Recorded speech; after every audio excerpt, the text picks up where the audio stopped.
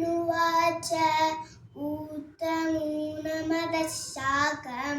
अश्वत्थमेन राघुरव्ययं छन्दांसि यस्य पर्णानि यस्तं वेद स